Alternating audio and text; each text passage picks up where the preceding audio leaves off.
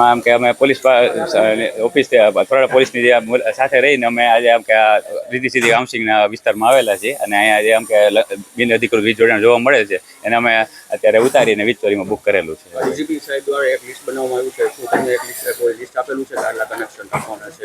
ના, અત્યારે જે એવું નથી આપ્યું. એમનું જે યાદી હોય છે એની યાર અમે હાલી છે અત્યારે. એ એમાં અમારે કોમ્પ્યુટર ફોર્મ્યુલા હોય છે, એના જે પ્રમાણે જે લોડ હોય ને એની પ્રમાણે બિલ બનશે. હે એ એના વપરાશ ઉપર આધારિત છે. અંદાજે 50,000 લાખ રૂપિયા આસપાસ બની શકે એમ કે. સાથે કોઈ કોરાડા પોલીસ સ્ટેશનમાં દૂધસાગર ડેરી રોડ પર આવેલું ઘર છે લાલો ઉર્ફે ઇમ્તિયાઝ રાવમાં એ ગુચ્છી ટોકમાં ગુનામાં પકડાયેલો છે ને હાલ શરતી જામીન પર છૂટેલો છે અને પોલીસ પર એસોલ્ટ કરવાની ટેવવાળો છે અને ગુનાહિત ઇતિહાસ છે એનો.